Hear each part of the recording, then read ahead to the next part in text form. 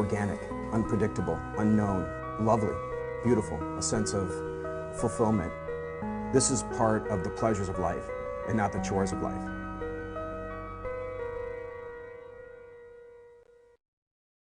Coming up in just a moment on Daily Iowan TV, making it big.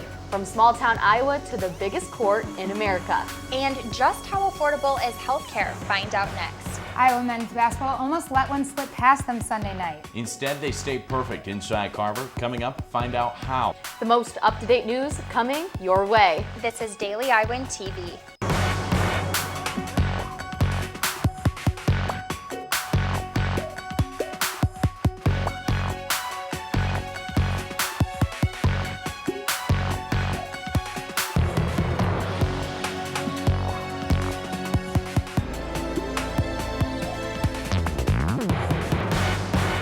Good evening and thanks for watching. I'm Taylor Brooks. And I'm Katie Reber. The man accused of a fatal hit and run in December at Iowa State University pleaded not guilty on Monday. Ames police charged former Cyride bus driver Benjamin Clegg, with killing Emily Jacobs in a hit and run on December 14th. Officials say Clegg was driving his route when he hit Jacobs at a crosswalk and then fled the scene. Clegg entered a written plea of not guilty Monday, and his trial is set to take place on April 5th. An Iowa boarding school is facing serious accusations after complaints over the past 3 years led to an ongoing investigation.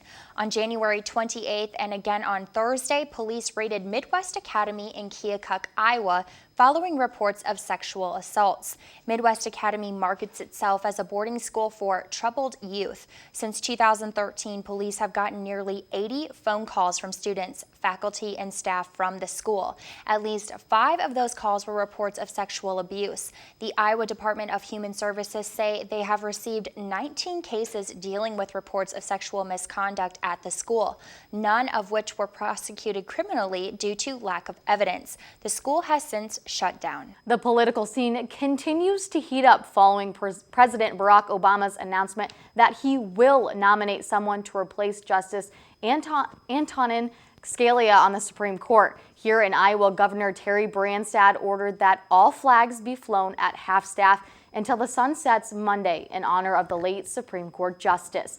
Names of potential successors are coming before the Obama administration, including one Hawkeye legislator, Judge Jane Kelly of the 8th Circuit U.S. Court of Appeals, has been mentioned as a candidate. The Cedar Rapids native is backed by Iowa Senator Chuck Grassley. 1,700 people are potentially at risk of contracting a serious infection after visiting the University of Iowa hospitals and clinics. The hospital sent out letters last week to patients warning them of an infection risk caused by a heating-cooling device used in major surgeries. UIHC officials have confirmed one patient developed the infection known as non-tuberculosis mycobacteria, or NTM. The hospital sent out over 1,700 letters to patients who underwent major heart, lung, and liver surgeries after January 1st, 2012. The letter lists several symptoms patients should be aware of. A house fire in Cedar Rapids Monday morning left one man dead and a woman injured. A mobile home fire was reported around 7:30 Monday morning, and when the fire department arrived, they pulled 2 people from the building. 72-year-old Ronald Jacobs was pronounced dead at the scene, and 72-year-old Karen Jacobs was taken to a local hospital. Sunday's snowstorm created hazardous road conditions for drivers Monday. Even with the help of Iowa City's fleet of snowplows and salt trucks, there was an accident on campus early Monday morning. The driver spun out of control right in front of the Becker Communications Studies building, knocking down a light pole on the sidewalk nearby. Thankfully, no one was reported injured. I know it was really difficult for us to get here yesterday for our meetings. It was a mess outside. They hadn't plowed even at noon yesterday. No, it absolutely makes for a mess. Let's toss it over to Sydney in the weather studio to see if we have any more messy weather coming this week. Last week might have been bitter and cold, but things are starting to warm up again. On Tuesday, we're looking at cloudy skies with snow showers in the morning. We'll see high 28 with some snow showers, and in the afternoon, temperatures will rise up into the mid-30s at night. We'll cool down just a little to 32 degrees. Throughout the week, we're seeing a combination of partly cloudy and partly sunny skies. This weekend you can expect a high 55 on Friday and range of temps in the upper 40s to low 50s the rest of the weekend. Friday night will cool down into the mid-30s, and on Sunday night we'll leave that 30s range as we see temperatures in the mid-20s. Now, for those who haven't heard, there's yet another snowstorm hitting the East Coast. Winter Storm Olympia will stretch from Indiana to Georgia and up into the northeast parts of New York and various parts of New England. The storm will result in combinations of snow, rain, and ice. That's the weather for this week. Enjoy the warmer days ahead. The relationship between the United States and Cuban governments continues to advance as a U.S. factory has now been approved for construction in Cuba. The White House said Monday 2 former IBM employees are cleared to begin building a tractor factory in Cuba. The Iowan tractor plant is expected to be finished by 2017 and is estimated to cost between $5 and $10 million. The tractors will cost about $10,000 US and will operate with 25 horsepower motors. Owners Horace Clemens and Saul Barenthal say they hope the factory will be beneficial to consumers and investors in both countries. The tractor factory will be the first U.S.-owned factory in Cuba in nearly 50 years. National health care is a major topic nationwide. More than 55,000 Iowans signed up for insurance under the Affordable Care Act during the most current enrollment period. Daisy Lee took a closer look at why there has been such an increase of 10,000 more Iowans enrolled since last year. The recent open enrollment of Obamacare started November 1st, 2015 and lasted until the end of last month. It was the only time that those applying could get minimum essential health coverage without qualifying for special enrollment. Also, the last-minute rush to avoid the penalty for individuals who do not have health insurance resulted in 10,000 more Iowans signing up for subsidized health care coverage by the January 31st deadline. The increase in the number of people insured is due to a couple things. One, just growing awareness about the program, and two, the penalties that are tied to the requirement to get insurance also increase over time. So those features probably all contribute to a growth in the number of individuals who are accessing coverage. Since the Obamacare policy came out in 2010, it has helped more Americans have access to affordable, quality health insurance to cover their medical expenses. Well, I think having insurance coverage is beneficial to the individual because if you have a health condition, then you can access coverage to get treatment. So it's beneficial to the individual to have insurance coverage. Self-employed businessman Mr. John at Old Captain Mall enrolled Obamacare 2 years ago. He explained the benefits for him as a subscriber to Obamacare.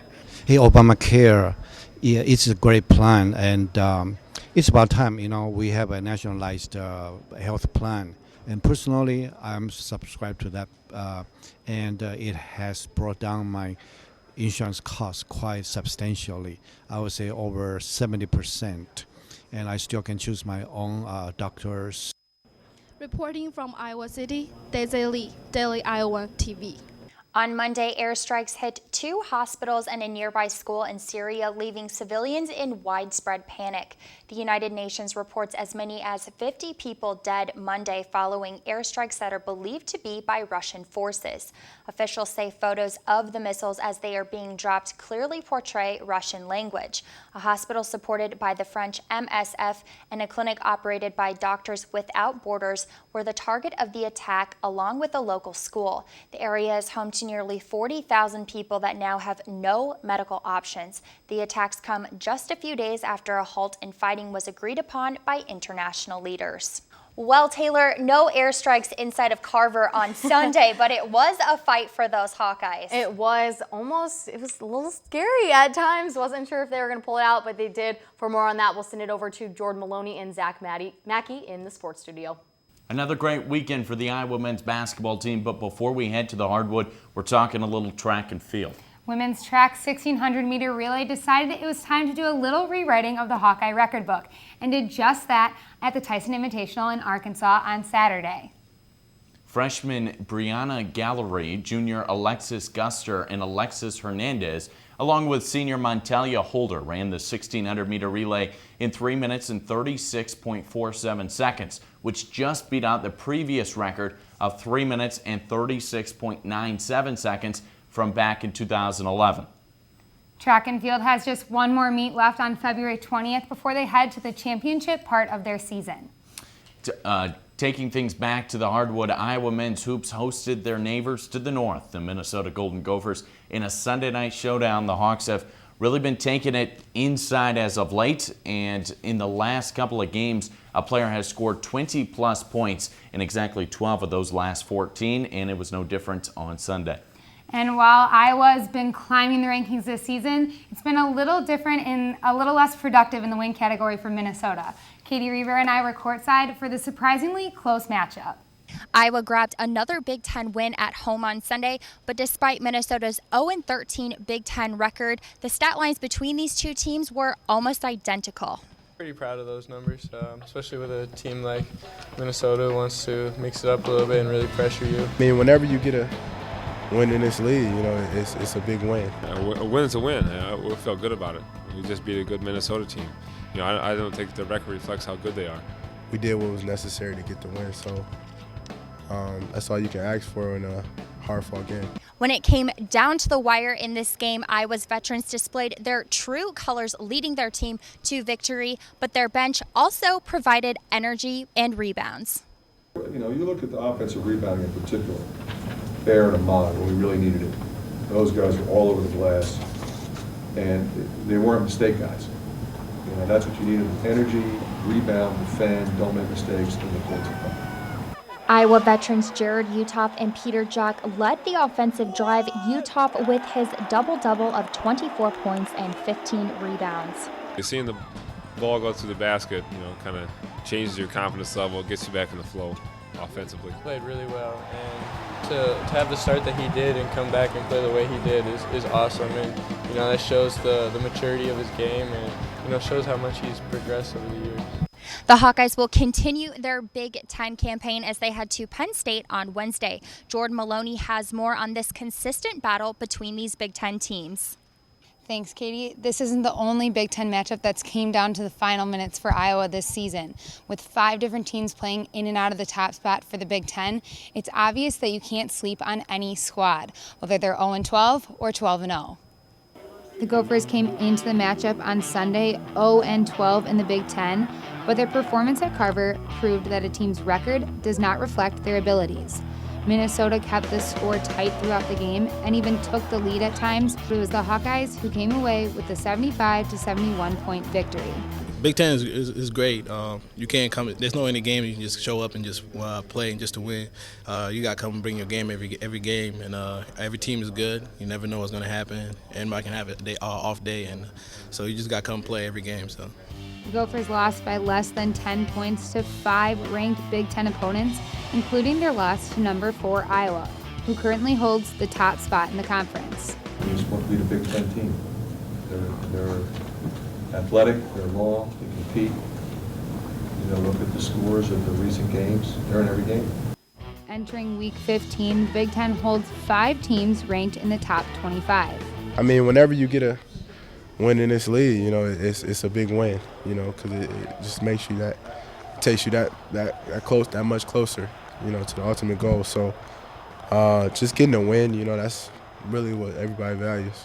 From the home of all things Iowa basketball, for Katie Reaver, I'm Jordan Maloney with Daily Iowan TV Sports. The Big Ten Conference has definitely been an important one to watch this season, and there is constantly someone new posing a threat from the top seat. That couldn't be more true, and after this weekend's games, Iowa has kept their number 4 spot and are now the only Big Ten school in the top 5 in the AP Top 25 poll, as Maryland dropped from number 2 to number 6 after Wisconsin snapped their 27-game home game win streak this weekend. The excitement stays inside Carver Hawkeye Arena as Iowa Wrestling announced their national dual meet here in Iowa City February 22nd against the number 3 team, North Carolina State. And that should be an exciting match for sure. Yeah, 2 of the top teams in all of college wrestling. That's all for Zach and I in the sports studio. Katie and Taylor, back to you.